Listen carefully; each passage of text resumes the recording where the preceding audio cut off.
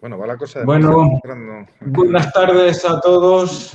Bienvenidos a los Encuentros de Humanidades y Filosofía. En esta ocasión trataremos un tema muy importante: democracia, derecho e independencia judicial. Y el punto de vista con el que lo vamos a enfocar es el propio del derecho, es decir, de la Constitución, las leyes de una nación, por ejemplo, España, ¿no? Ya que todos los que estamos reunidos aquí somos juristas o jurisperitos, es decir, expertos o investigadores del derecho, personas independientes, críticas y humanistas, que por su profesión enseñamos, estudiamos o aplicamos el derecho, es el enfoque que creo que es más adecuado, ¿eh? Voy a ir presentando brevemente a cada uno de nuestros compañeros. Buenas tardes, Román Gil Alburquerque. Buenas tardes, Antonio.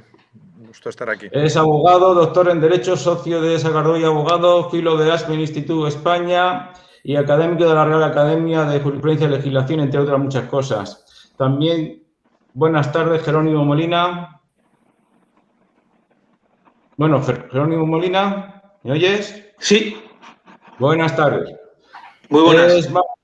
Bueno, es académico de la Real Academia de Ciencias Morales y Políticas, recientemente, doctor en Ciencias Políticas y también en otra disciplina, ¿no? Y es especialista en el polemólogo Gastón Boutour, Julian Freud, Carl Smith y muchos otros más. Decano de la Facultad de Trabajo Social de la Universidad, Premio 10 de Corral y muchísimas otras cosas que, si sigo, puede que tarde mucho tiempo. Y ahora Ignacio Gómez Garcés. Buenas tardes. Buenas tardes, encantado de estar aquí. Igualmente, encantado de conocerte. Es un privilegio tenerte con nosotros aquí, ¿eh?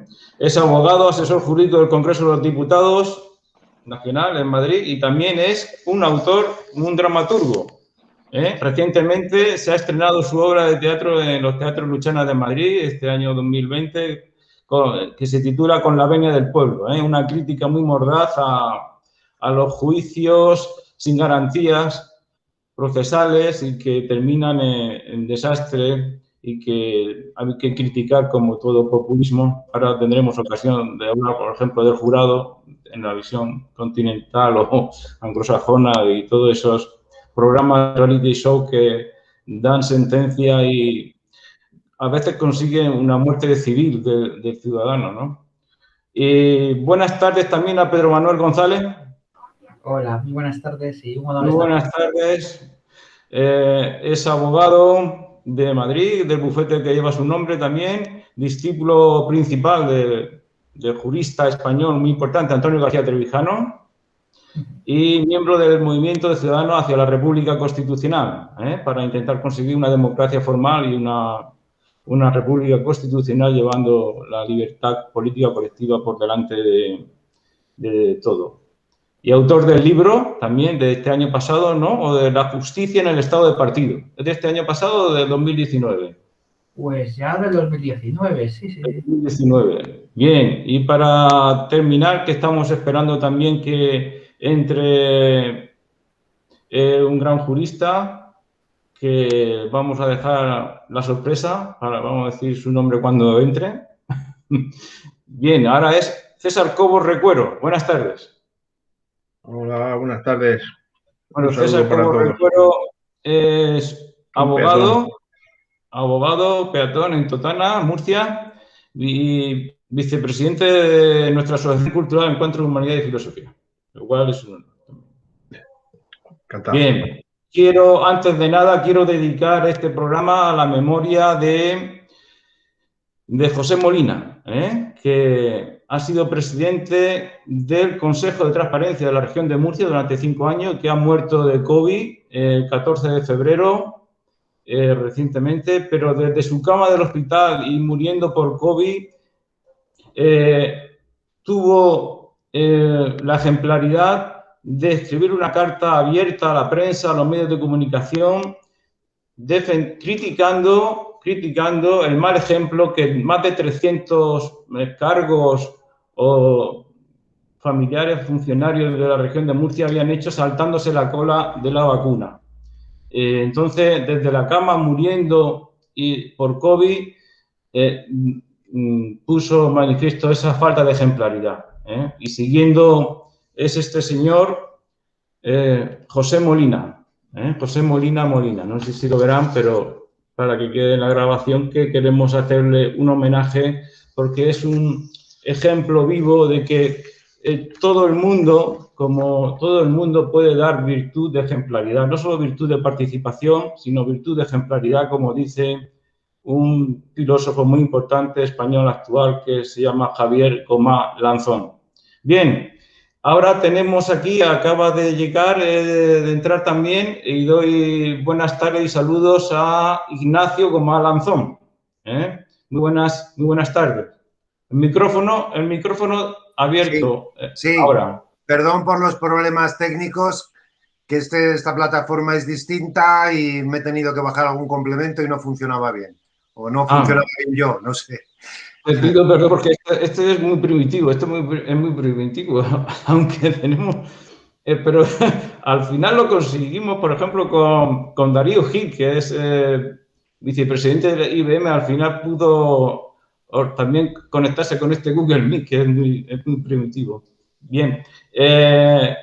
Ignacio Gomá Lanzón es presidente de la Fundación Hay Derecho, una fundación que defiende el Estado de Derecho en España y que proviene también de una asociación cultural y que se transformó en fundación y consigue todos los días se interesen nuestros colegas o el público en general por esa ejemplaridad que hay que dar en toda la administración y en la democracia y en la independencia del Poder Judicial y que, por tanto, nosotros le felicitamos desde aquí y es un honor para nosotros contar con él aquí también hoy. Es notario de Madrid, uno de los más importantes, director del Notario Siglo XXI y muchas otras cosas más y humanistas que no podemos aquí seguir, porque si no, no empezamos a hablar. Así que, pues, creo que Román preparó un pequeño guión. El mito de la certidumbre del derecho, por ejemplo. O puede empezar Ignacio Gomá Lanzón hablando de su fundación, por ejemplo. Sí, eso también. Con mucho gusto. Muy bien.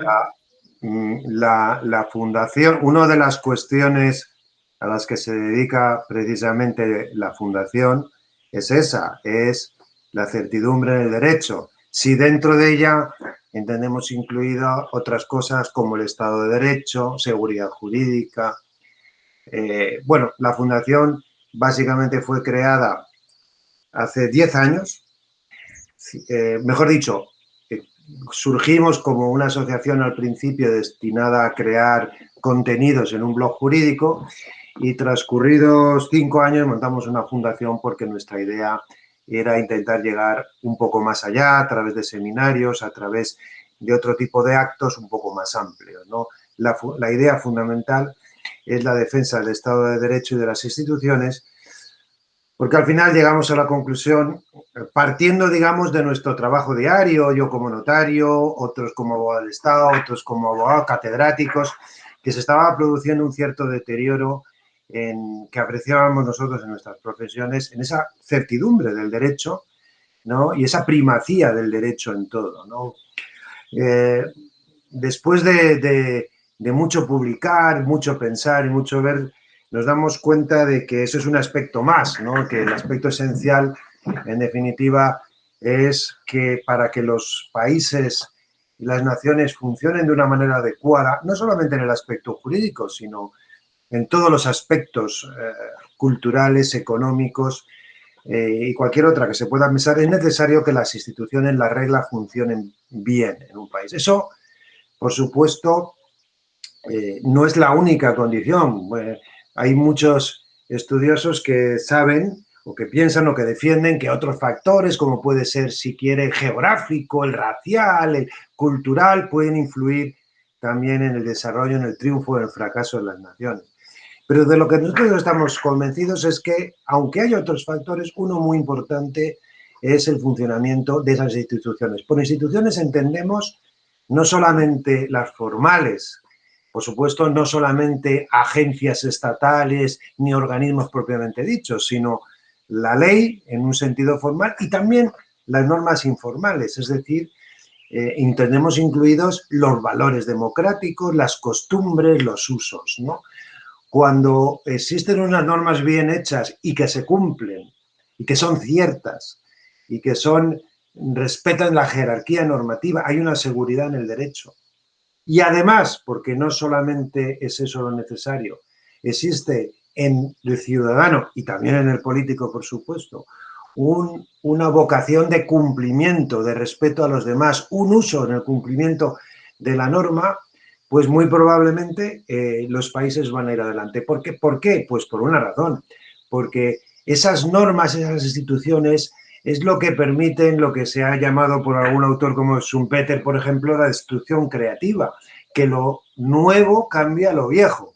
Si las instituciones a lo que tienden es a mantener lo viejo, es decir, a que un determinado statu quo en la que quizá haya privilegios o quizá no, pero lo que hay se mantiene a todo trance porque esas normas o esas instituciones no permiten que entre lo más eficiente, pues ese país irá yendo para abajo, irá yendo hacia atrás. Y en cambio, si esas normas permiten que el más eficiente, el más sabio, el más rápido, el más listo triunfe, pues eso hará que los países vayan hacia adelante. De manera que todo eso está muy relacionado, sin duda. O sea, certidumbre en el derecho, Estado, instituciones, son muy importantes, es muy importante que funcionen bien y están en la base del triunfo o fracaso de los países. Esto como breve introducción, pues creo que es importante decirlo. Bien, pues si queréis alguno, pues solo tenéis que dar al micrófono, abrir el micrófono, contestar y comentar lo que queráis. El siguiente punto era Derecho, Interpretación Jurídica y Democracia. Yo querría hacer un comentario enlazando... Román y luego Pedro Manuel. Y perdón, solo es enlazando lo que dice Ignacio Gomá. Senior, si puedo hacer aquí la discusión. Me parece fundamental la idea, refiriéndome ya en concreto al derecho, ¿no? Y a la interpretación de los tribunales o de los jueces, lo que ha dicho que no solo tienen que existir las instituciones, en este caso la ley formal, sino que tiene que haber también un ánimo de cumplirla. Y eso es algo, es como el aire que respiras y es en mi experiencia, en la que he tenido, incluso en mi época de Junta de Gobierno Colegiados de Madrid, en asuntos muy, muy tensos, pues con el juez Garzón, por ejemplo, ¿no? Y momentos de tensión, donde vi cómo el tener una aspiración a respetar a la ley que no haces tú, sino que es una ley que ha hecho un tercero, en este caso es una ley democrática o parlamentaria, esa voluntad de respetar la norma dada es algo que o se interioriza y se cuida entre todos como algo muy frágil, pero que no hay ningún tipo de automatismo ni de garantía. Si eso se perjudica, creo que los resultados pueden ser muy dañinos, catastróficos, ¿no? Eventualmente. Y me preocupa mucho que últimamente lo que está pasando es que las leyes nacen sin voluntad de ser respetadas o a veces incluso se les falta el respeto desde el poder, desde el gobierno y se busca una parcialidad interesada como si eso fueran las reglas del juego, ¿no?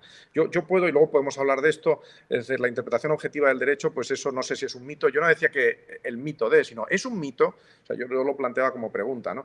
Soy consciente de que una interpretación objetiva, clara, tal, eso es un sueño, es una ensoñación, seguramente eso no es posible, pero creo que de ahí a ser abiertamente parcial y a ignorar de forma consciente lo que ha hecho el legislador cuando no te gusta desde el Poder Judicial o desde el Poder Político, me parece una barbaridad, ¿no? Eso podemos hablar del debate que hay en el Consejo General del Poder Judicial o en tantos otros sitios, o en la selección de un magistrado del Tribunal Supremo americano, ¿no? De la Corte Suprema. Pero a mí esto me sigue preocupando enormemente porque es una ruptura de las reglas dadas. Es una falta de respeto a la ley y una especie de creación del derecho subjetivo, ¿no? Abiertamente parcial. A lo mejor es algo interesante, ¿no? Está la Escuela Libre del Derecho y hay otras ideas de que el derecho no existe, es una lucha continua, ¿no? Pero esto es algo que a mí me gustaría traer al debate y a la consideración de los participantes. Muchísimas gracias.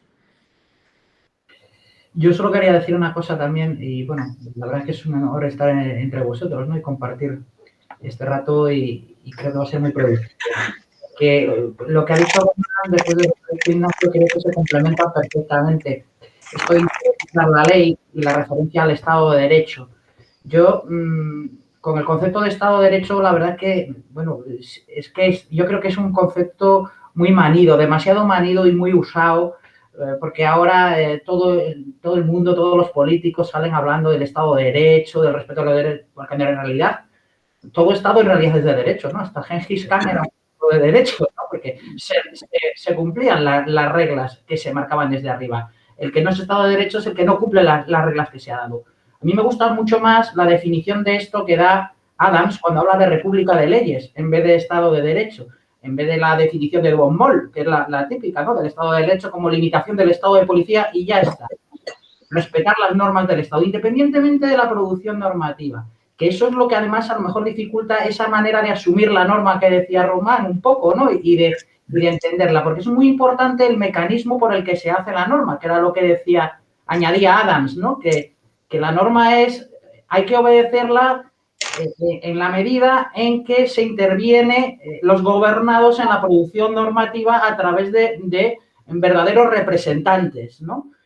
Más allá de la noción de Estado de Derecho.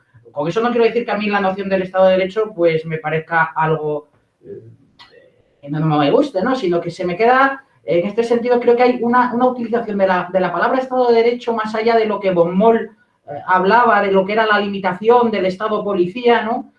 Para dejar de lado una cosa muy importante que es la manera en que se producen esas leyes que luego tienen que ser cumplidas, ¿no? Eso me parece a mí una cosa interesante. Sí, bien, me han levantado bien Ignacio, Gomá o Jerónimo. Ignacio, Gomá primero y luego Jerónimo. Venga. No, bueno, como he dicho antes, encantado de estar aquí y de participar entre tan relevantes juristas. Me interesa mucho todo lo que se dice, por supuesto. Yo también soy miembro de la Fundación Hay Derecho. Me incorporé como la segunda generación. Ya podríamos decir que está empezando la tercera. Pero bueno, digamos que mi educación ha seguido mucho los principios de la Fundación, que ha sido como una escuela y de la que hemos aprendido mucho todos los que estamos ahí desde hace unos años, ¿no? Y comparto plenamente lo que dice el presidente y mi padre a la sazón, pero también lo que se ha dicho después. Yo tengo una visión también que quisiera, bueno, una cuestión que quisiera también trasladar a los participantes, que es un poco lo que me ha preocupado a mí en los últimos años, sobre todo, ¿no? Porque yo he nacido, o sea, yo me he incorporado al mercado, o sea, al mercado universitario, he empezado la universidad en 2008 en plena crisis. Toda mi universidad la he vivido con la amenaza de la crisis para el futuro laboral y con un montón de crisis políticas de identidad de todo tipo que han perturbado un poco la vida y las expectativas de futuro. Y luego, cuando todo parecía empezar a mejorar, como vuelve una crisis del COVID que también un poco rompe las expectativas y eso además produce una serie de alteraciones a nivel político antes también del COVID, desde luego, en todos los sentidos que todos conocemos, son ascensos de los populismos en muchos sentidos, ¿no? Entonces, yo lo que quería trasladar es, desde luego que estoy de acuerdo con el análisis y el diagnóstico, yo lo que me he preguntado es por qué ocurre esto, ¿no? Porque, y si ha pasado siempre, si esto es, si esta falta de respeto que se está produciendo a veces hacia las leyes, hacia los jueces, el descrédito absoluto, no absoluto, perdón, pero relativo que se ha producido en muchas instituciones, es una cosa que ha ocurrido siempre, que se ha venido reforzando por un tiempo excepcional y luego ha vuelto a perder fuelles, si es una cosa que ha ocurrido por algunas razones que pueden tener cierto sentido y que eso es a lo que hay que dedicar tiempo. Y eso es lo que hay que investigar al objeto de al final resolver qué es lo que está ocurriendo para que muchos ciudadanos no se sientan apelados por eso, ¿no? Porque yo tiendo a preguntarme, es verdad que da la sensación de que algo ha pasado, de que se ha empeorado la vinculación que tiene la gente con las leyes, la forma en la que se cree en el Estado de Derecho, la incertidumbre sobre qué tipo de Estado vamos a tener dentro de 30 años. Pero es verdad que han pasado cosas y que eso pesa sobre los ciudadanos y que para una persona como yo, que yo de todas formas he tenido, como he dicho antes, una escuela que me ha podido guiar adecuadamente, pero es verdad que es fácil tener una percepción un poco negativa sobre lo que supone el Estado. Y hay muchas cosas, ¿no? Hay muchas cosas que lo pueden decir. Por ejemplo, creo que era Cicerón que decía que muchas leyes desvirtúan las buenas, ¿no? Y en España se dice que hay 100.000 leyes entre autonómicas y estatales, ¿no? Eso al final, ese simple factor, que seguramente es uno de los más pequeños que puedan afectar a ese descrédito, ya es tremendo, porque estás hablando de una cantidad de legislación, de regulación ad hoc, en fin, de disparate del aparato legislativo que es imposible de seguir. Y eso ya, por no mencionar las numerosas crisis políticas de todo tipo que se han producido. Entonces, a mí también me interesa saber por qué. Y en la obra de teatro que antes mencionabas, ha ido un poco en esa dirección, ¿no? De algo ha pasado, es verdad que hay una confusión tremenda y yo lo que quería reivindicar es que de todos modos hay que investigar por qué ocurre, pero es malo la tendencia que estamos hacia donde nos dirigimos en los últimos años, ¿no? Entonces, la pregunta, por resumir, perdón, es ¿por qué está ocurriendo esto y si hay algo que hemos hecho mal en los últimos 10, 15 o 20 años, ¿no? Bien, Jerónimo, quizás te pueda responder. Bueno, no sé si podré responder. La verdad es que esa pregunta es una pregunta central. A mí me gustaría, al hilo de lo que se ha hablado ya, introducir dos consideraciones. Yo, la verdad, Antonio, cuando fui invitado a participar esta tarde en este coloquio, pensaba incorporarme estrictamente como oyente a aprender de todos vosotros. Pero al pronto, al escuchar lo que se ha dicho, sí me gustaría hacer dos menciones muy sintéticas. La primera de ellas, partiendo de la base de que, como jurista, yo soy más bien, perdón, un jurista libresco. No he tenido nunca nada que ver con el foro y eso, de alguna forma, condiciona también mi percepción de lo que es el ejercicio cotidiano del derecho, la defensa del cliente y el recurso a tribunales y demás. Pero en este punto yo recuerdo una conversación entre Dalmacio Negro, mi maestro, y Antonio García Trevijano, en el que don Antonio García Trevijano estaba comentando el hecho de que hace tal vez 40 años o 50 era bastante previsible el sentido de una sentencia en los tribunales. Y hoy todo eso se ha evaporado. Probablemente influye mucho esa, digamos, elefantiasis legislativa, normativa, que hace que aumente la confusión y que finalmente muchas decisiones, porque a fin de cuentas una sentencia no deja de ser una decisión en el sentido smithiano, pues esas decisiones están perturbadas por toda esa masa legislativa. Y otro asunto que también quisiera subrayar, y me alineo totalmente con lo que ha mencionado Pedro Manuel, evidentemente todo Estado por definición es un Estado de Derecho. Seguramente lo habrán mencionado muchos juristas. Yo recuerdo que lo dice alguna vez muy claramente Carl Schmitt, por ejemplo.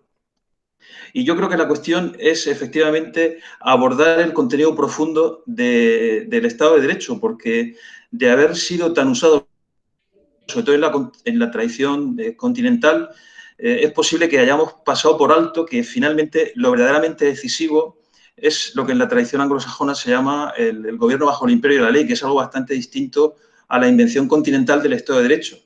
El Estado de Derecho finalmente presupone que el propietario, el fabricante, el administrador del derecho es el Estado. De alguna forma, todo el derecho es derecho público. Podrá estar recogido en el Código Civil o en el Código de Comercio, etcétera, pero finalmente todo es derecho público en la medida en que ese concepto de Estado de Derecho lo que está haciendo es señalar al propietario monopolizador del derecho. Quizá también sería interesante tener en cuenta, quizá como punto de comparación, porque es verdad que no se pueden cambiar ciertas inercias de siglos, pero sí que es verdad que algún tipo de rectificación, y en eso me sumo a una cierta perplejidad que acaba de expresar también Ignacio Gomá Jr. acerca de por qué ha pasado todo esto. Probablemente porque damos por supuesto que Estado de Derecho es igual a gobierno bajo el imperio de la ley cuando no tiene nada que ver. Solamente eso. Gracias. Yo no sé si tengo la palabra. Había levantado la mano.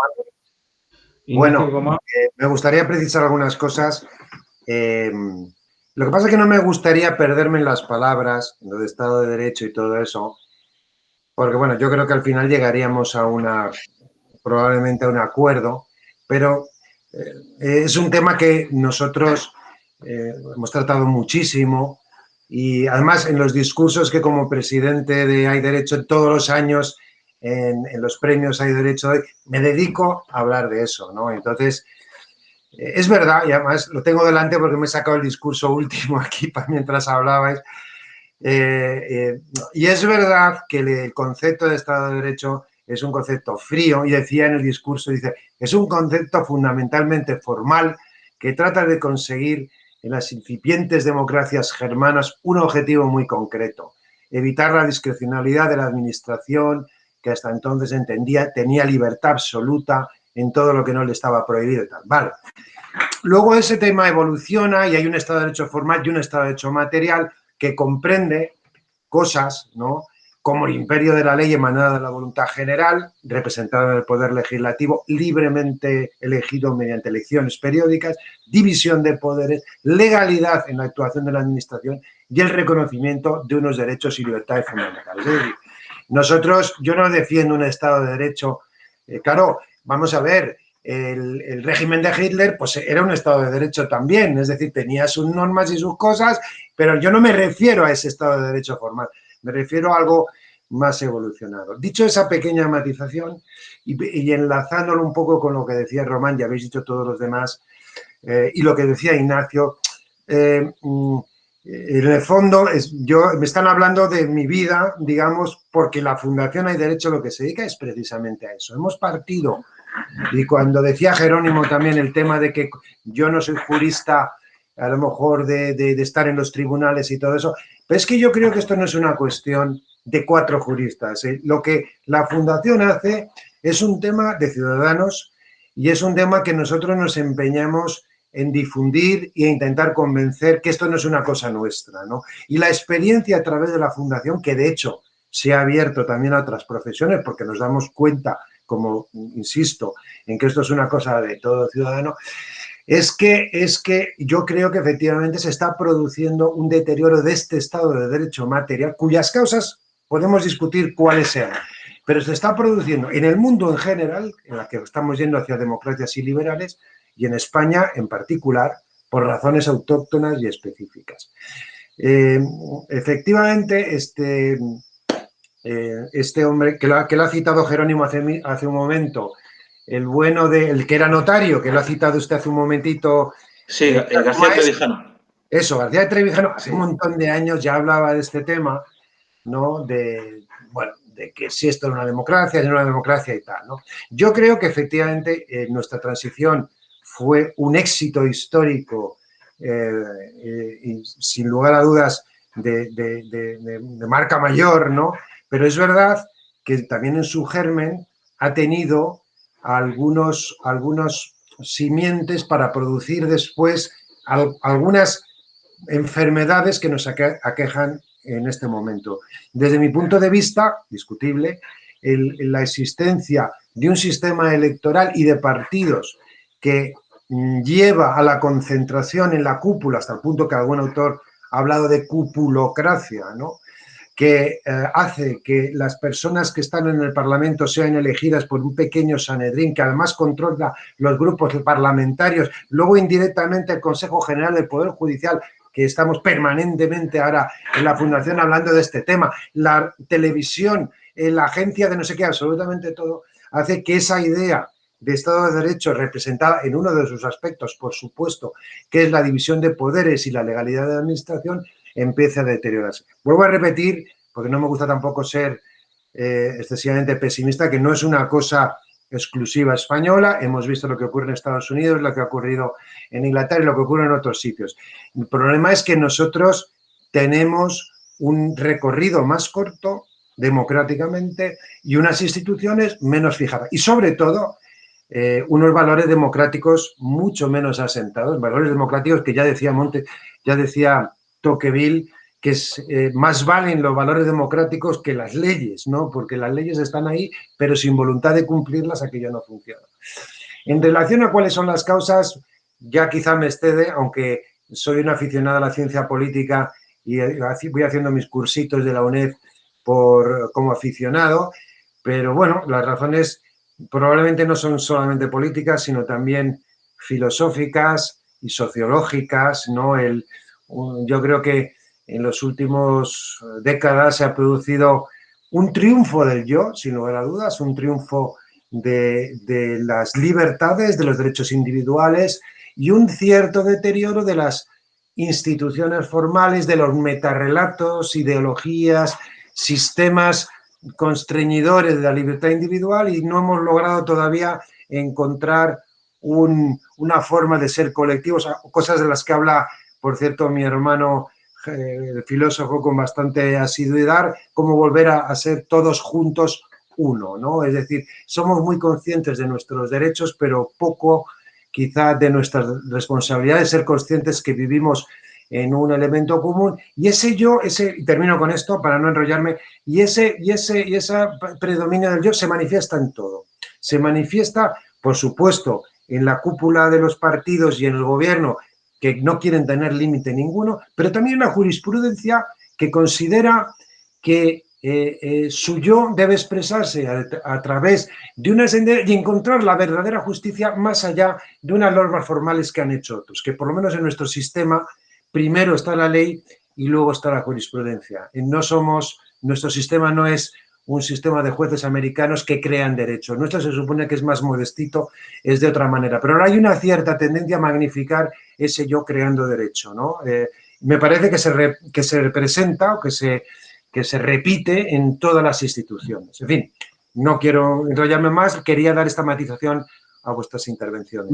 Sí. Decía Montesquieu que el poder del juez es casi nulo, debería ser casi nulo, decir la ley para aplicarla. Me han pedido la palabra primero Román, luego Pedro, luego Ignacio Gómez Garcés y Jerónimo Molina. A ver si por ese orden el micrófono abierto. Perdón. Yo quería, más que intervenir con opinión, quería interpelar a dos de los participantes desde dos puntos de vista, si tienen a bien contestarme desde ellos, ¿no? Que es y siguiendo un poco con la temática que teníamos, ¿no? Sobre derecho, interpretación jurídica, que pasa a independencia judicial y qué son los jueces, ¿no? Entonces yo querría preguntarle o pedirle la opinión a Ignacio Gómez Garcés. Ha escrito un libro sobre la interpretación, ¿no? A través de los tribunales populares y demás, asunto que a mí me es, pues, en fin, me interesa sobremanera, quizá también personalmente porque a uno de nuestros decanos más civilizados, pues fue ajusticiado, esa es la palabra, por un tribunal popular, Melquíades Álvarez, y cuando lo echaron al camión, a mí me impresiona mucho eso, lo que dice, mira qué poco pesa, como un pajarico. Era muy delgadito, muy poca cosa. A mí eso de que pese poco, ¿no? Pesaba poco el derecho, pesaba poco las reglas, ¿no? Que poco. Ese es el comentario que hicieron los llamados milicianos, ¿no? Que lo asesinaron. Bueno, al margen de eso, y si me acuerdo de esto es por el drama, ¿no? que ha escrito Ignacio Gómez Garcés, pues es un poco pensar, quiero preguntar por su visión del Poder Judicial, y se lo quiero preguntar también a Jerónimo Molina como politólogo, ¿no? ¿Qué es eso del Poder Judicial? ¿Es un poder? O sea, desde el punto de vista de la teoría política, pues alguna reflexión. ¿Qué debe ser? ¿Qué puede ser? ¿No? Por supuesto, como os podéis imaginar, me preocupa enormemente que sea lo que le dé la gana, ¿no? Que cada juez pueda hacer microgolpes de Estado, me gusta llamarlos, pero a lo mejor es bueno que la Escuela Libre del Derecho era una escuela respetada en la Alemania de los años 20, ¿no? Pero me importa mucho porque me preocupa y tengo la sensación de ser muy superficial, ¿no? Y un poquito naif, ¿no? Al pensar que los jueces, ya sé que no pueden ser solo la boca de la ley, ya sé que eso es imposible, pero este descaro ahora de que un juez, a mí me parece un descaro, no sé cómo calificarlo, ¿no? Por eso os pregunto, ¿no? Pueda abiertamente, con su ideología, sustituir lo que pueda ser una voluntad más o menos clara del legislador, me alarma. Y el que se le jalee desde lo del poder político, bueno, pues me parece que requiere quizá una reflexión. Muchas gracias. Gracias. Yo, además, voy a intervenir ahora porque como tengo que ir un ratillo, por lo menos dejar de manifiesto un par de cosillas. Y decía Ignacio Padre que, bueno, que la transición había sido un éxito, que no se había traído aquí. Yo, pues no puedo dejar de decir que discrepo total, frontal y absolutamente de esa apreciación. Yo entiendo que la transición española ha sido un absoluto fracaso, un fracaso rotundo, que no se ha llegado a la democracia. El día de hoy yo, como decía don Antonio García Trevijano, antes citado, desafío a cualquier catedrático del mundo que me diga que se cumplen las reglas de la democracia formal en España, que son dos muy sencillas: separación de poderes y principio de representativo. A mí que me digan la diferencia que existe entre lo que hay ahora y lo que había con Franco, por ejemplo. Porque sí, lo que hay es otra cosa que ha dicho Ignacio, hay división, pero hay división de funciones, pero no hay separación de poderes en origen, que es la determinante. Desde el mismo momento en que se vota a unos partidos políticos y de esa votación sale el Congreso de los Diputados, de ese Congreso de los Diputados sale el Ejecutivo y entre los dos eligen al Poder Judicial, a mí lo que me diga, bueno, sí, con Franco también había unos jueces, había unos señores procuradores en Cortes y había un gobierno, pero ¿había separación de poderes? No, en realidad estamos en la misma. Eso es lo que quiero decir. Y esa es la respuesta a lo de que por qué estamos aquí hoy ahora. No es que se haya degenerado nada. No, es que esto ha llegado o está llegando a donde tenía que llegar, a la consecuencia lógica de donde venía. Esto es, digamos, el devenir lógico y normal de lo que existe ahora, que es la absoluta falta de control al poder, que sigue existiendo a esto, ¿no? Esa diferencia entre separación de poderes y división de funciones, yo creo que es elemental y básica, ¿no? También decir, respecto a esto, además se nota con lo que decía Román, que tiene una razón, vamos, como un santo en lo que ha dicho, en cuanto a lo del tema del judicial, si el judicial es un poder. Es que el judicial efectivamente no tiene que ser un poder bajo ningún concepto. Lo que es, o tiene que ser, es una facultad judicial sometida a los poderes políticos o como instrumento de los poderes, no sometida, independiente de ellos. Quería decir, es una facultad estatal, en realidad lo que es una facultad estatal, que no tiene que ser poder, lo que tiene que ser es independiente, que es precisamente lo que no es ahora. Decía Montesquieu, como decía bien Antonio al principio, que era un poder presque nul, ¿no? Casi nulo, un poder arbitral, pero lo que no es, desde luego, es un poder político. Sobre todo, y también en eso sí que tiene razón Ignacio Gomá Padre, que efectivamente, y estoy con él, en que es nuestro sistema, que es un sistema de derecho codificado, el juez es simple intérprete de la ley, ¿no? Y que debe ser el artículo 1 del Código Civil, que dice cuáles son las fuentes del derecho, ¿no? Sin embargo, en los sistemas de common law no es así, eso en realidad es un legislador de segundo orden, y por eso también, enlazando con lo que decía Antonio al principio, en países, en naciones de derecho codificado, tenemos que tener unas instituciones determinadas que garanticen la independencia judicial, y en países de derecho anglosajón tienen que tener otras instituciones totalmente diferentes porque tienen sencillamente un sistema de fuentes totalmente diferente al que nosotros tenemos aquí. Esta moda que ha habido, por ejemplo, de traer el jurado aquí a España es fruto de eso, de una moda jurídica, de una institución que es esencialmente propia del derecho anglosajón y basada en esa creación consuetudinaria del derecho a un sistema de interpretación técnica de derecho codificado. Es como meter, yo siempre pongo el ejemplo, como si metemos una trucha en el mar, que es el resultado que vamos a encontrar, ¿no? A mí me parece muy importante esto. Eso sí, por supuesto, el jurado no lo traen para los únicos casos en los que estaría realmente justificado, que es para controlar, también como dice Román, a quienes dictan sentencias de esas maneras que él ha comentado tan certeramente, ¿no? Ahí sí que sería necesario la institución del jurado y no existe, ¿no? Pero nada, simplemente decir esto, mostrar en principio el tema de la transición tan venerada en nuestro país. Yo entiendo que como os digo, a lo que se ha pasado es, y no lo digo yo, a un estado de partidos que es lo contrario de la democracia. Ya lo decía este jurista alemán del Tribunal Constitucional de Bonn, Gerald Leicholt, que para él, después de la Guerra Fría, se había dado un paso de gigante, un paso a mejor, según él, que era acabar con la vieja democracia representativa y pasar a un estatus superior, que era el estado de partidos, es decir, sustituir la representación por la integración de las masas en el Estado a través de partidos políticos, que es lo que tenemos aquí ahora y es lo que nos ha llevado, y esa es la respuesta, mi humilde respuesta a lo que se planteaba antes por Ignacio Hijo y que también apuntaba Jerónimo, que es lo que nos ha llevado a este sitio, el estado de partidos, la ausencia de democracia, precisamente. De democracia formal, claro, porque luego otra cosa es la democracia material. Yo cuando hablo de democracia me refiero a democracia formal, a esos dos elementales principios que son la separación de poderes y el principio representativo, que, insisto, en España no existen. Por eso aquí no se puede regenerar nada, está todo por generar todavía. Bueno, ahora Jerónimo Gómez Garcés, creo que el Consejo General del Poder Judicial está de moda y no hemos dicho nada. ¿Voy yo mismo? Sí. Yo estoy de acuerdo con algunas de las cosas que se han dicho. O sea, creo que a España es verdad que, como muchos otros países, le aquejan algunos males, como puede ser un excesivo partidismo, partitocracia, un populismo un tanto ascendente y, desde luego, una inmoderada politización de todo, ¿no? Pero eso, creo que, a pesar de eso, que son males que existen y que hay que tener en cuenta y contra los que luchar, creo que eso tampoco, no por ello debemos no de resistir la tentación de acudir al detalle. Yo en eso sí que no estoy de acuerdo con mi predecesor en el sentido de que no haya democracia. Entiendo la crítica, pero creo que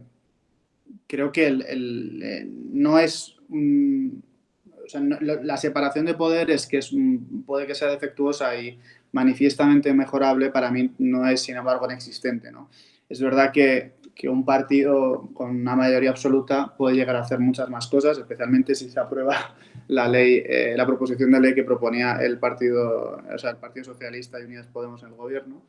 Pero creo que de ahí a que puedas controlar a todos y a cada uno de los 5.500 jueces que hay en España, hay un salto, y eso yo creo que hay que ponerlo en valor porque yo creo que es respetuoso con su función y porque realmente es así. Es verdad que, y esto lo hemos dicho mucho en el derecho, es necesario y deseable una reforma que permita una separación mayor entre las funciones y un control más eficaz de unos poderes a otros, pero eso no significa que ahora no exista en modo alguno, ¿no? En mi opinión. Que hay cosas mejorables está claro y es de lo que más he escrito yo en Hay Derecho y además, como ya respondiendo a la interpelación de Román, a lo que la razón por la cual yo he escrito un libro, ¿no? El Poder Judicial ahora mismo, en mi opinión, está quejado de muchos males. Para empezar, uno que es el bloqueo que existe y, desde luego, una excesiva dependencia de los partidos que viene gestándose desde el año 85, ¿no? Y empeorando, de hecho. Esto es muy problemático, sobre todo por una cosa que se dice mucho en el Congreso, cuando yo mismo he redactado reformas en proposiciones de ley orgánica para modificar ese sistema de nombramiento y para mejorar los criterios de mérito y capacidad en la carrera judicial, que no han sido aprobadas, pero yo he trabajado en eso y muchas de las cosas que decíamos cuando estábamos elaborando la ley es que al final te das cuenta de que gran parte del problema, no toda, pero gran parte del problema no es solo que la independencia judicial pueda verse afectada por este tipo de juegos políticos, sino que, sobre todo, la apariencia, la imagen de la credibilidad de la justicia acaba muy deteriorada y mucho más con el tiempo, ¿no? De forma que, y eso tiene un problema grave, y ahí eso lo uno también con la cuestión que decía antes, que es que al final la credibilidad de una institución es muy importante. En realidad es gran parte de su sostén, porque si un ciudadano no confía en las personas que están al frente de una institución, no cree que le vayan a hacer ningún bien, es muy probable que no tenga ningún deseo de cumplir con ninguno de sus mandatos, sobre todo si no tiene obligación de hacerlo, si no pasa nada, si no lo cumple, ¿no? Por lo tanto, la credibilidad, la fiabilidad, el prestigio de una institución al final son importantes. Y se nota porque cuando una institución que consideramos independiente o fuerte o que está liderada por una persona que dice algo y se publica en prensa, todo el mundo le da credibilidad a eso. Y, sin embargo, cuando se trata de la presidenta de un medio de comunicación o de cualquier otra cosa a la que no le asignamos ninguna credibilidad porque nos ha dado muestras de que no lo debemos hacer, pierde todo el respeto y todo el valor a esa institución. Y ese es el problema, a lo que creo que nos tenemos que dedicar, que es a mejorar no solo orgánicamente y materialmente las funciones que tiene cada órgano, sino sobre todo a ojos de la ciudadanía, cosa que seguramente es consecuencia de lo anterior, ¿no? Entonces, yo creo también que eso por un lado, o sea, quiero decir que a lo largo de muchos años, no sé si décadas, se ha producido un deterioro de las instituciones, ya sea por la llegada de partidos mayoritarios al gobierno, por la corrupción, por intereses creados o no creados, en fin. El caso es que estamos aquí, y eso llevó a una crisis que empeoró la económica.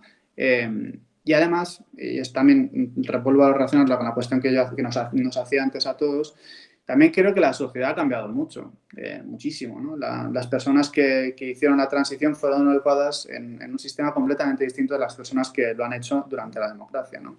Y en estos últimos años en todo el mundo coincide que se ha producido, en mi opinión, que yo no soy un experto en esto ni lo he estudiado al detalle, pero son sensaciones que a uno le da hablando con la gente y viendo cómo funciona el mundo, ¿no?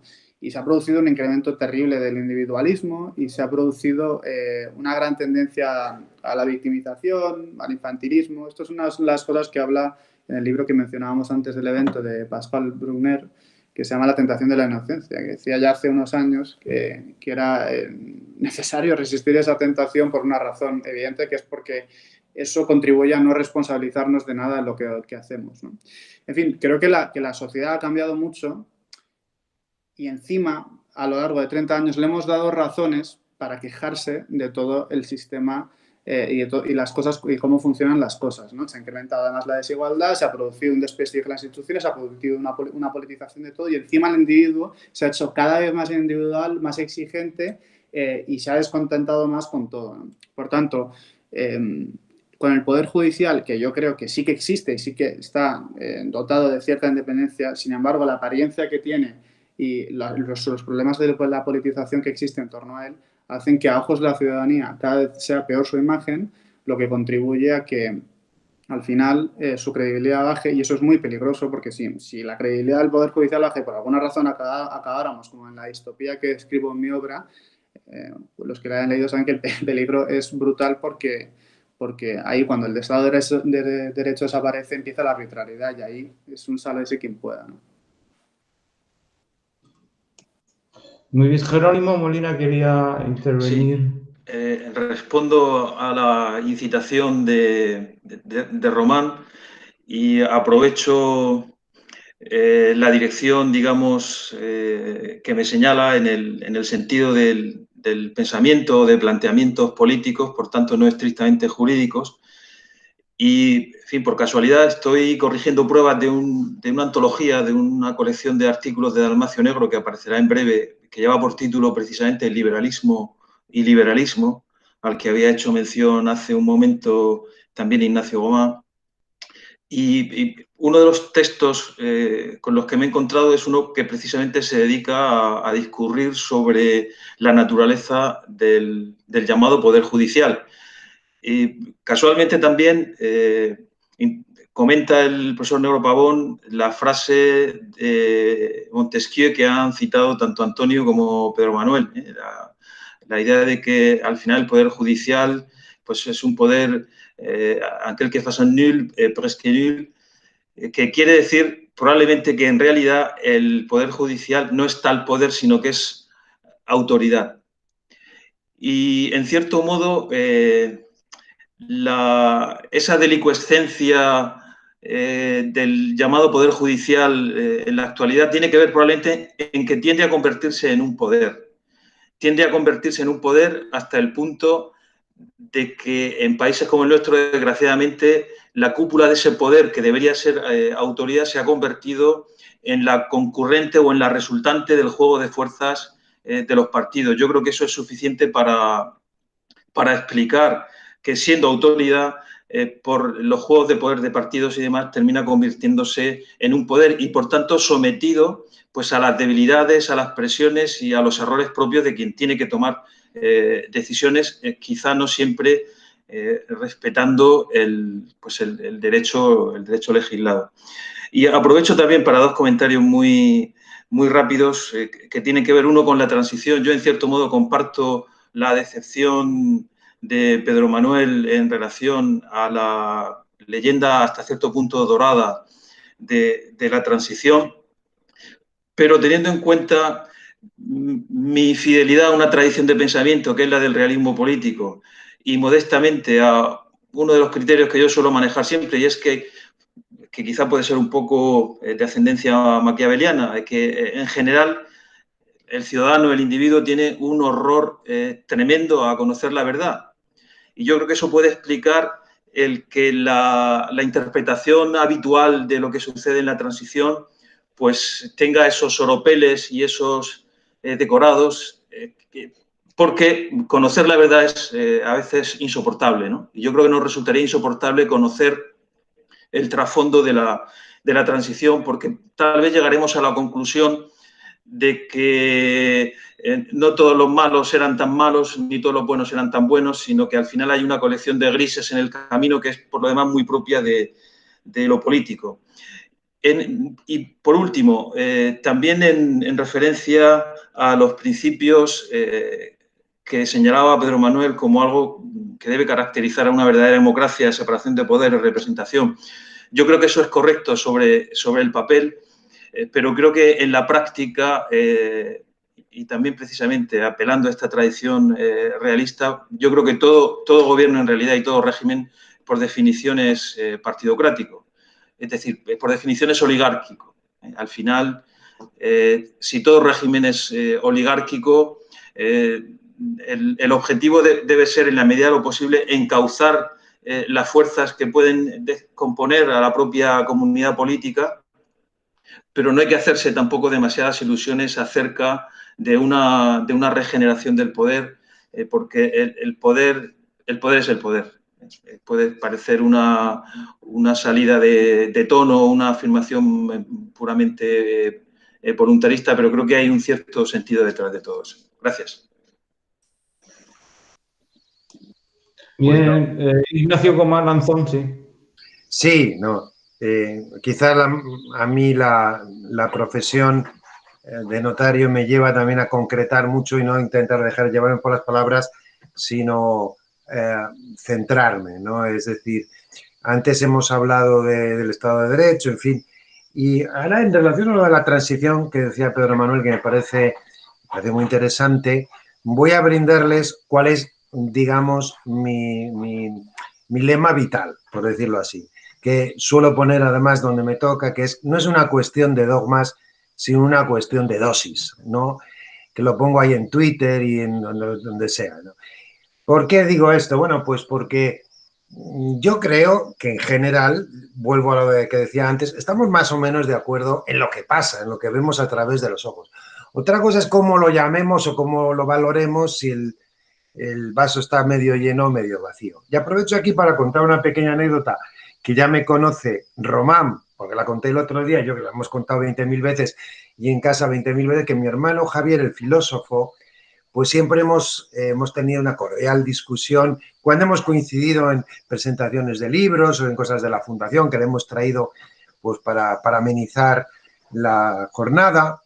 Y él siempre defiende que este momento en el que estamos es el mejor que podría entenderse que hay en el aspecto civilizatorio, en todos los terrenos, y que la prueba científica de eso es que ninguno de nosotros querría volver a un tiempo pasado sin saber qué posición social le va a tocar en la sociedad. Todos nos quedaríamos aquí con nuestra seguridad social, nuestro votito, nuestro poder judicial un poco contaminadito, las elecciones y nuestros partiditos. Que volver al siglo XVIII sin saber si vas a ser un peón de albañil o un siervo de la gleba o un lo que sea, ¿no?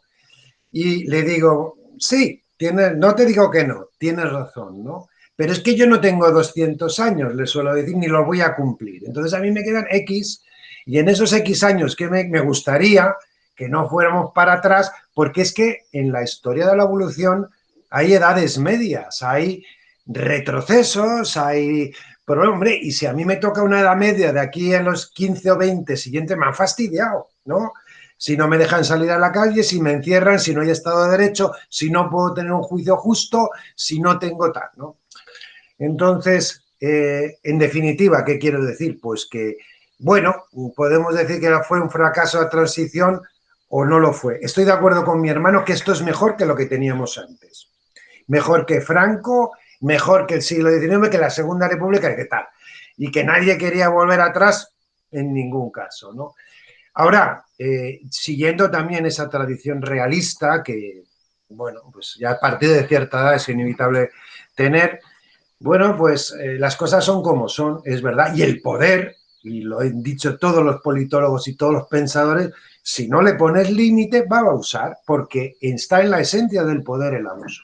Con lo cual, al final, de lo que se trata es tener un sistema mínimamente equilibrado que vaya coartando. Pues no sé si es un poder o no es un poder o lo que sea, pero yo lo que necesito es que estén los poderes divididitos y que uno controle a los otros y le impiden abusar. Estoy seguro que si el Poder Judicial fuera nombrado única y exclusivamente por los jueces y ellos no tuvieran también ningún control, también tendríamos un problema, probablemente. También tendríamos un problema. Entonces, para mí, ¿cuál es la solución práctica? No lo sé. ¿Cómo tiene que funcionar el Parlamento? No lo sé porque hay que ser politólogo para eso, conocer muy bien todo, ¿no? Hombre, a mí me consta, ¿no?, que en el Parlamento, en nuestro sistema legislativo, hay un problema de representación. Es decir, entre el ciudadano y el que manda hay una distancia tal que, a que eso conduce al abuso. Hay otros sistemas, en los sistemas anglosajones, en que ese sistema de que el winner takes all, pues eso hace que haya una mayor rendición de cuentas ante el ciudadano, ¿no? Mientras que en los sistemas como en los nuestros, pues a lo mejor se aleja esa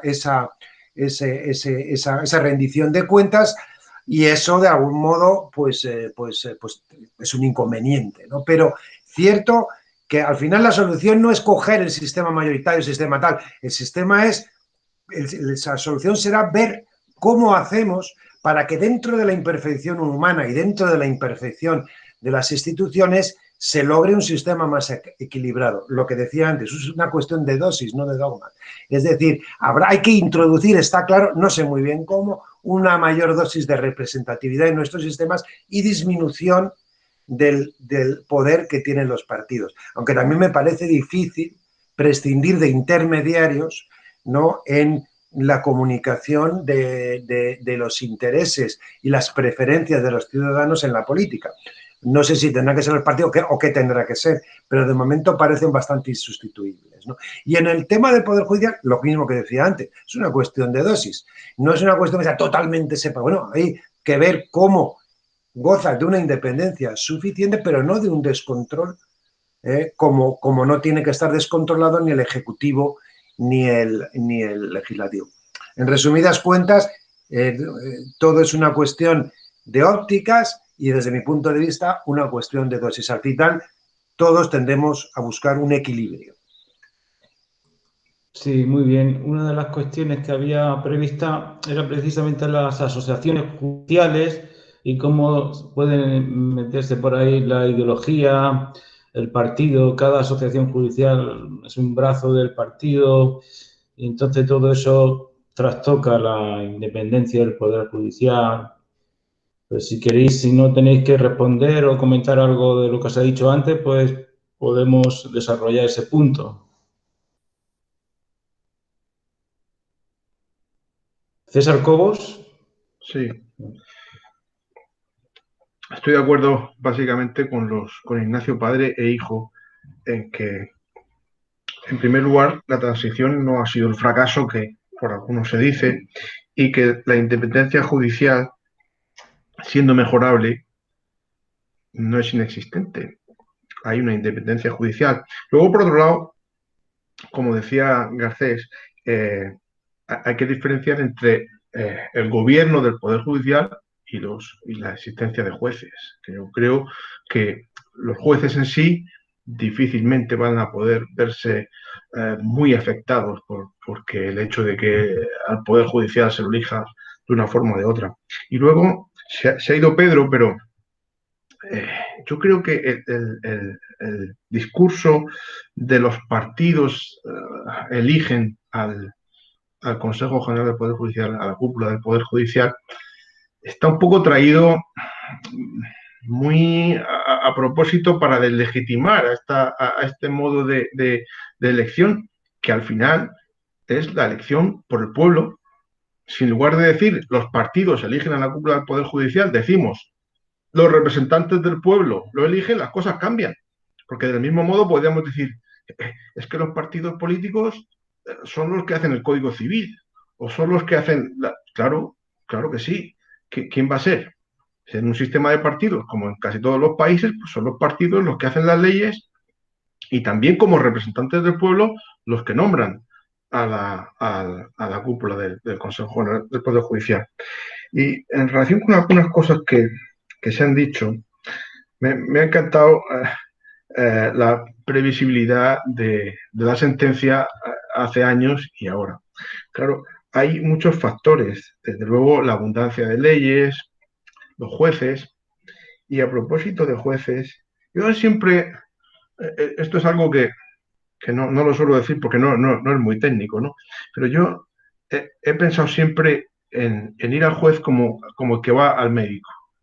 Es decir, uno no va al médico y se lleva a un abogado para que le diga, oiga, es que yo tengo tal cosa o tengo tal otra, sino que simplemente explica y el médico pone a disposición del enfermo todo el material, toda la administración sanitaria para curarle. No tiene que demostrar nada. Y esto se parece un poco a la jurisdicción voluntaria cuando vamos al notario, que me encanta.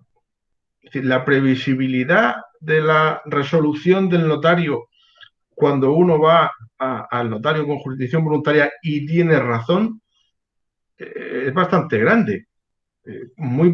Y no tiene que ir, no necesita acompañarse, aunque posiblemente le venga bien, no necesita acompañarse el cliente del notario cuando va a que le resuelva mediante jurisdicción voluntaria el problema que tiene. Lo que necesita es tener razón.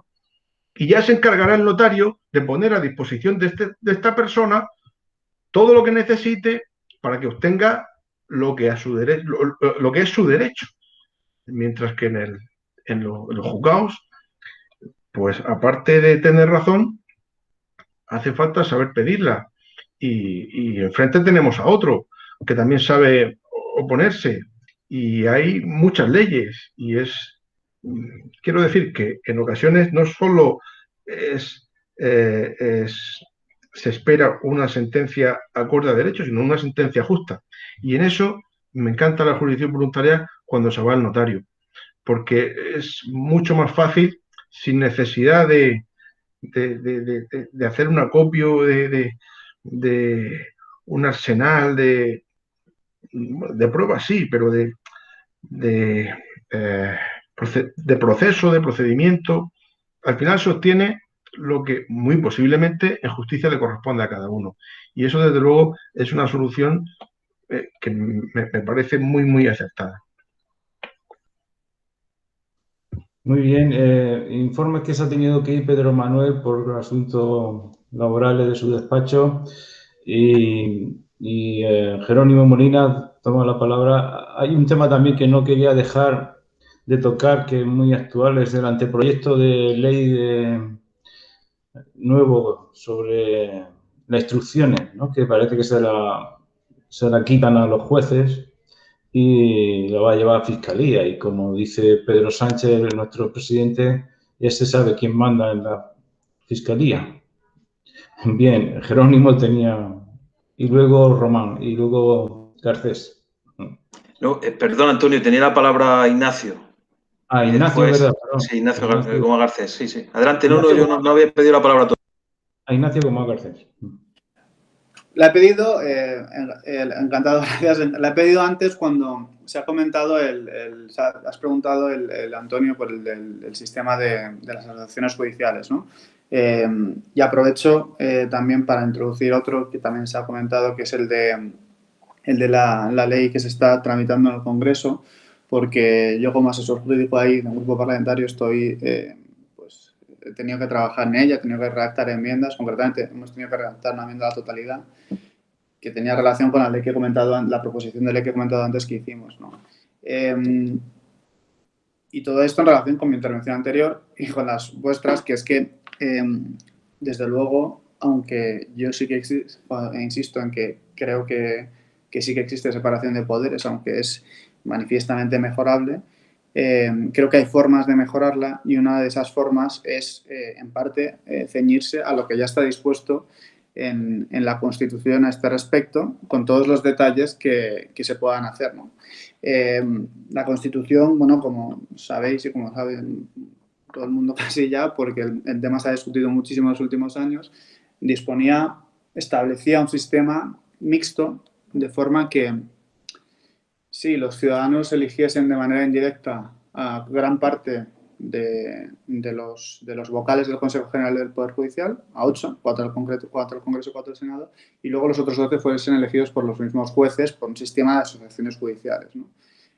El intento del legislador yo creo que era el de favorecer una composición mixta del órgano, de manera que sí, pues de manera indirecta solo los políticos pudiesen llegar a nombrar al 40% del Consejo, con el objeto de dar voz al pueblo de esta manera, pero que la mayoría de estos vocales los eligiesen los propios jueces, ¿no? Entonces aquí yo creo que surgen dos problemas. Uno es, bueno, un problema se evita si mantenemos ese sistema, que es que el problema de que se convierta en una politización el sistema de designación. Y esto ocurre cuando no se nombran a 8, sino a 20, y entonces empieza, como se establece una mayoría, gracias a Dios al menos, amplia, que es de 3/5 para nombrar a cada uno de los vocales, se permite de esa manera que se favorece que haya acuerdos entre grandes partidos. Lo que pasa es que al final se convierte en un cambio de cromos en los que el partido más votado pone a más y el otro a menos, ¿no?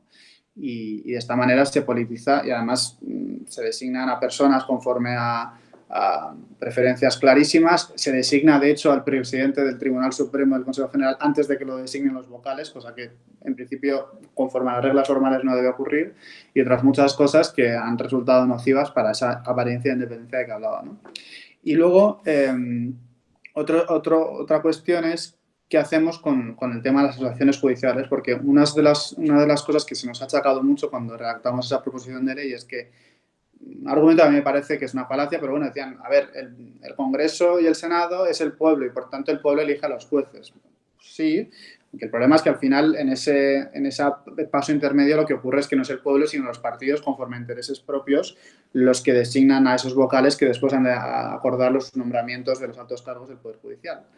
Pero el problema no es ese, el problema no es que los ciudadanos lo hagan porque al final no lo acaban haciendo y que además no lo deben hacer porque el sistema que nosotros hemos diseñado no está para que el pueblo designe a los jueces, no es así. Los jueces tienen que ser independientes, profesionales y aplicar la ley y tienen que ser los mejores jueces posibles, no tienen que ser los designados por una persona concreta para un caso concreto, ¿no? Eso por un lado. Pero lo que nos decían es, no solo le estáis quitando el poder al pueblo, sino que además se lo estáis dando a las asociaciones que se lo repartirán la asociación mayoritaria, que pondrá los no sé qué y que además son todos muy súper conservadores y no sé qué, ¿no?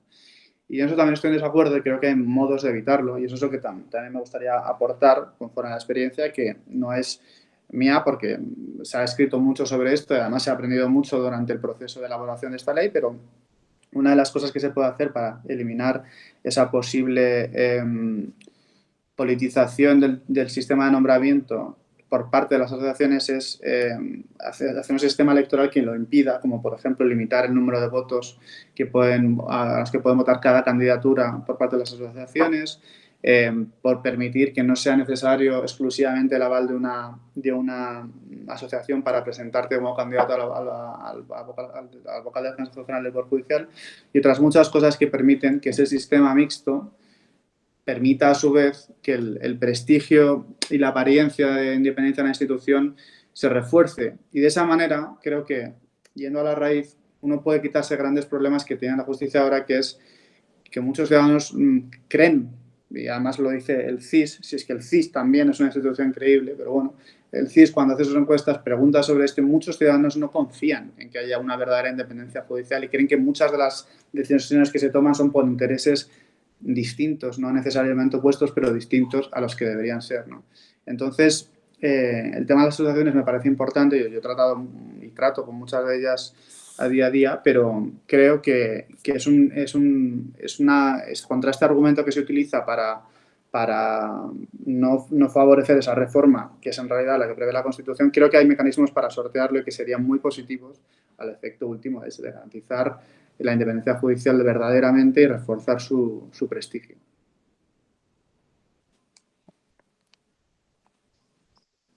Sí, Jerónimo, creo que tenías, ¿no? Pues ¿No? sí, Román. Pues muchas gracias. Me han parecido muy interesantes cuestiones que he escuchado. A ver, es cierto que el hecho de que exista un Consejo General del Poder Judicial, institución, por cierto, bastante atípica, que en Europa, Garcés me dirá si hay algún otro sitio, no sé si hay algún otro país, pero o hay uno o ninguno, muy poco. Nos miran todos a España a ver cómo funciona una cosa tan rara, ¿no? Que ya de por sí es un poco quizá cuestionable en términos comparativos, ¿no? De lo que es la realidad de los estados próximos a España.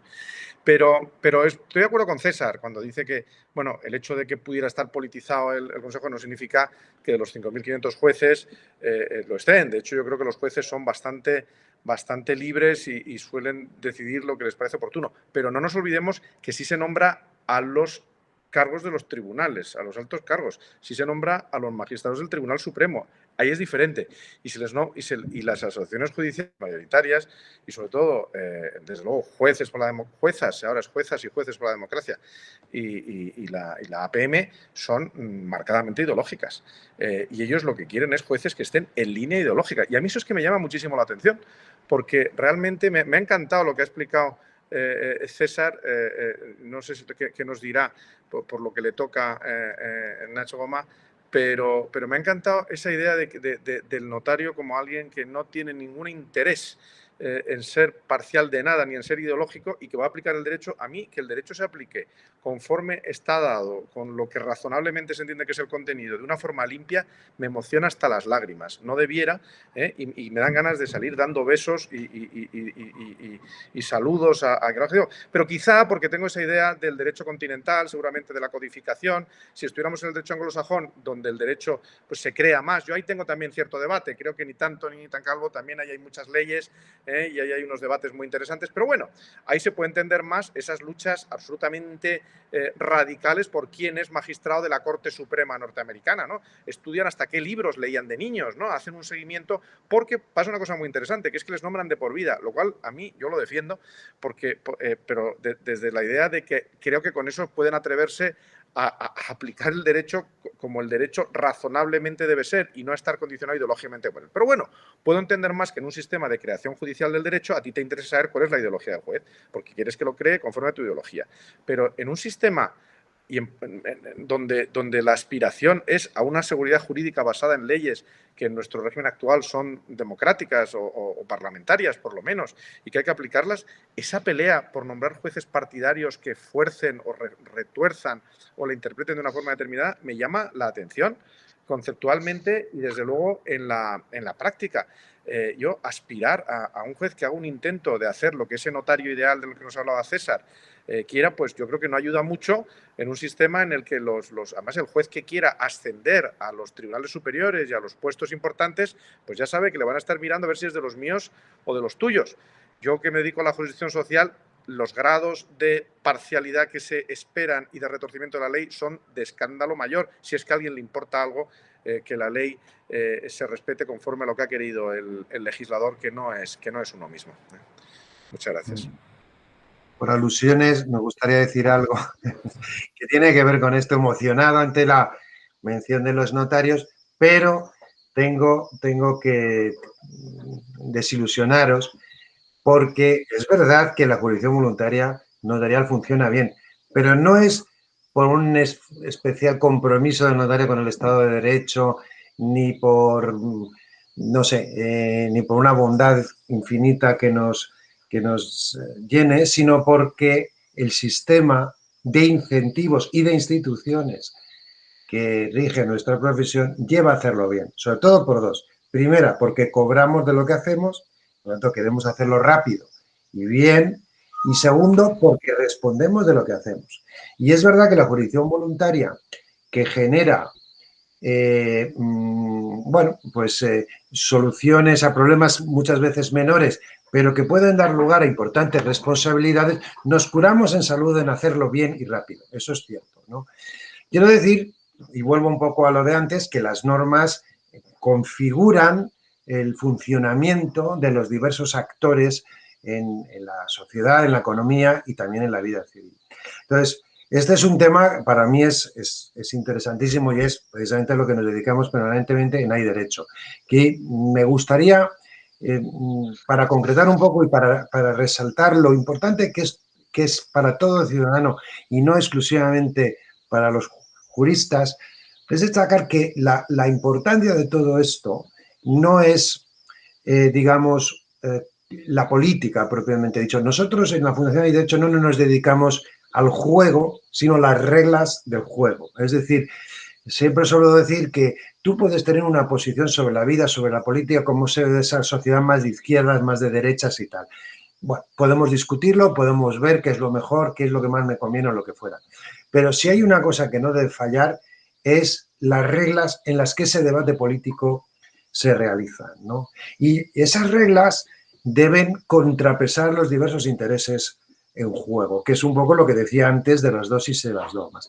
En el tema del Poder Judicial, bueno, pues es un poco lo que anteriormente decía. ¿Por qué es importante que el Consejo General del Poder Judicial sea realmente independiente?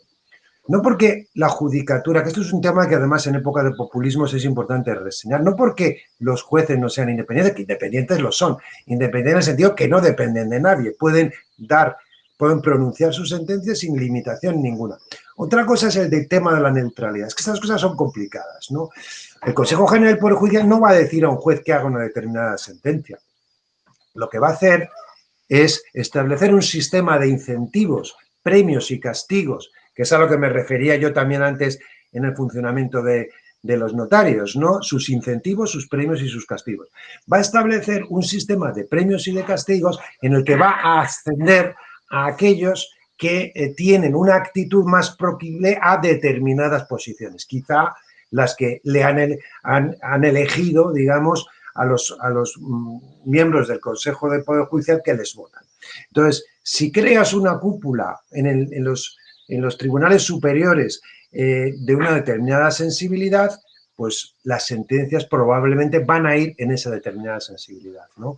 E incluso lo malo de esto es que no son condicionamientos directos, son condicionamientos indirectos, son sesgos, ¿no? En los que además tú sabes que tu carrera depende de las sentencias que hagas en el futuro. Es muy sutil y es muy importante comprender cómo van esos incentivos. Tú, cuidado que te castigo, cuidado que a lo mejor asciendes y vas muy rápido. Oye, yo tengo una visión muy del político que esté mandando en ese momento, ¿no? Entonces, eso, en definitiva, unido también a otro tipo de instituciones muy delicadas, como son, por ejemplo, los aforamientos, en las que los políticos van a ser juzgados no por los tribunales inferiores que les da igual su carrera y que a lo mejor no quieren pasar de juez de primera instancia de instrucción, sino por una cúpula judicial que ha sido nombrada por personas elegidas por el partido, un partido determinado, el mismo que de la persona que va a ser juzgado. Entonces, esto genera una serie de conflictos de interés tremendos, muy sutiles, no directos, no expresos, que al final lo que hacen es deteriorar el sistema de instituciones, ¿no? Porque yo me acuerdo haber hecho ya hace 4 o 5 años un artículo sobre, falta mencionar el nombre, una persona, un jueza que iba a juzgar lo de Gürtel, el tema de Gürtel, hace varios años. Resulta que esta persona había sido miembro del Consejo General del Poder Judicial y fue nombrada por un Consejo General del Poder Judicial, digamos que tenía las mayorías correspondientes para presidir un determinado tribunal que curiosamente iba a juzgar a Gürtel. Bueno, pues seguramente esa persona es independentísima, honrada, seria y quiere hacer justicia, pero probablemente también tenga unos automatismos mentales, unos sesgos psicológicos que hagan que no se deba juzgar, que, digamos, que tiene un conflicto de interés evidente mental con ese determinado juicio, ¿no? Y para mí, además, el problema es que esto es una cosa que antiguamente yo creo que era en el trato normal, en la sociedad, en el funcionamiento de las diversas profesiones, era más evidente. Yo creo que ahora se ha perdido un poco la vergüenza, sobre todo, no hago juicios políticos, hago un juicio me parece, objetivo de lo que está pasando en los últimos tiempos. Por ejemplo, por poner ejemplos claros, el nombramiento de una fiscal general del Estado, que anteriormente ha sido ministro de Justicia, no está en ningún código penal, ni está en ningún sitio, ¿no? Pero dentro de ese punto de los valores democráticos que había al principio, debe evitarse, yo creo. Y como esto, tantísimas cosas, ¿no?, que se están haciendo últimamente y que responden a una falta de concienciación democrática, de respeto de unos valores básicos, de ausencia de conflictos de intereses que deberían presidir cualquier norma. Lo ha dicho también Ignacio antes, es decir, si las normas están ahí y son buenas en principio, el problema es que muchas veces las retorcemos de tal manera que se llega a efectos distintos, contrarios incluso a lo que se pretendía conseguir. En el tema de por ejemplo, de la independencia del Consejo del Poder Judicial, poco se cambió. En la Constitución decía una serie de cosas y en el año 85 el PSOE, quizá con la intención supuesta de eliminar una cúpula judicial franquista, supuestamente franquista, vamos a hacer una renovación, cambiaron la ley para que todo lo nombrara el Parlamento. Bueno, esa es un poco también la base del populismo. La base del populismo al final es que el pueblo, me parece que antes lo ha dicho, no sé si César o Jerónimo, es bueno que haya una participación del pueblo. Cuidado con el pueblo. O sea, estoy de acuerdo, ¿no?, que hay un principio de que una mayor participación, pero la participación no es todo. La participación no es todo. Para mí no es sano que todo el mundo vote todo, ¿no? El Estado de Derecho significa, junto con la elección, con un determinado nivel de elección, el cumplimiento de unas determinadas reglas que deben respetarse, ¿no? Esa división de poderes, un procedimiento. Es decir, a mí, el que no se elija directamente por el pueblo, ni al juez, ni al Consejo General del Poder Judicial, pues no me parece mal. Me parece que es más importante, ¿no?, el seguir un procedimiento que garantice esa independencia, que garantice esa libertad, esa independencia del juicio, ¿no?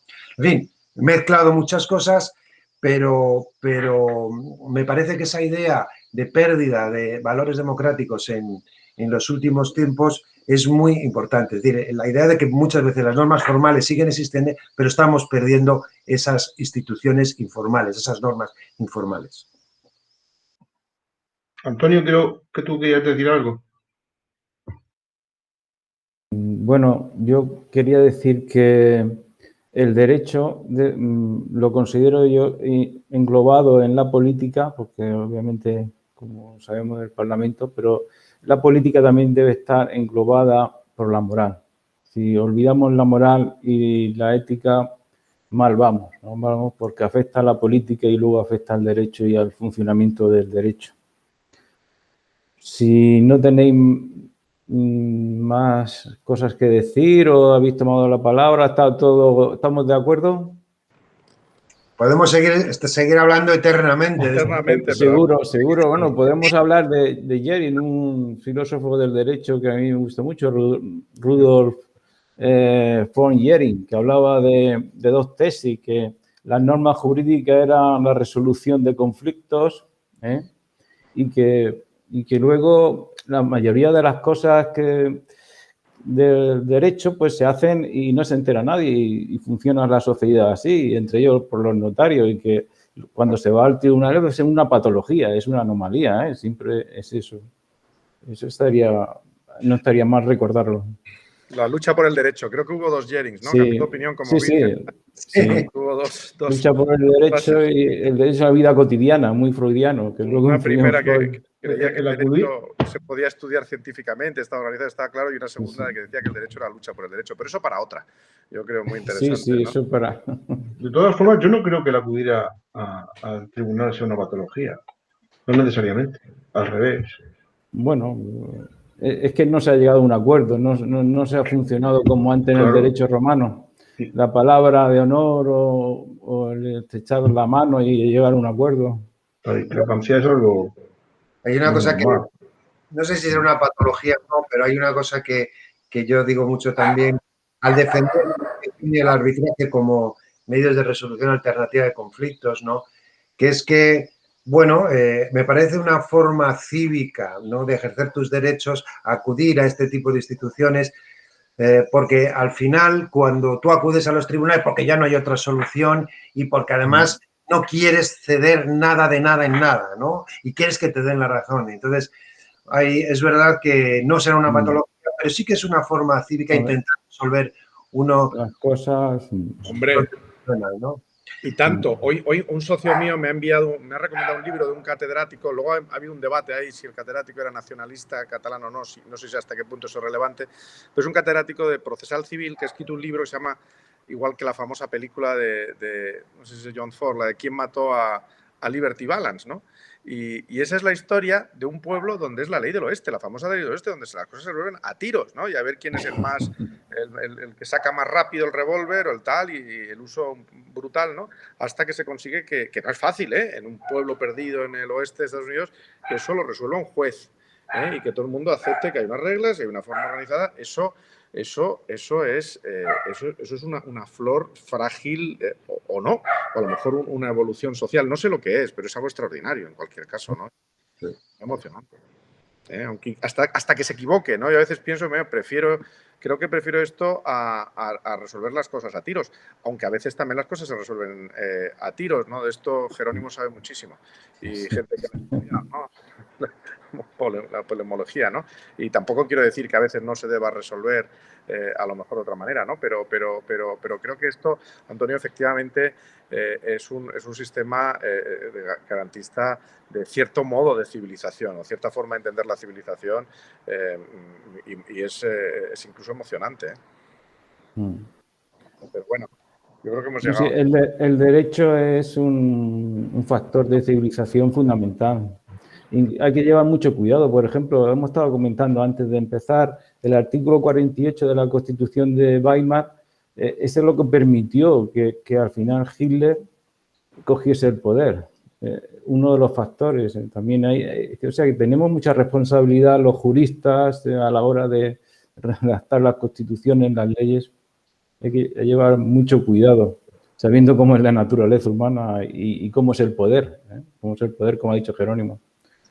Bien, pues quiero terminar simplemente con 3 principios. Quiero terminar de forma irónica con 3 principios de la obra de teatro con la venia del pueblo, de Ignacio Gómez Garcés. Dice, el pueblo siempre sabe lo que quiere. Segundo, cuando el pueblo quiere algo, siempre lleva la razón. Y tercero, la voluntad del pueblo es inapelable. Muchísimas gracias a todos. Muchas gracias. Gracias. Muchas gracias. Y encantado. Un placer. Un placer. Igualmente. Encantado. Vamos a ir cerrando la grabación.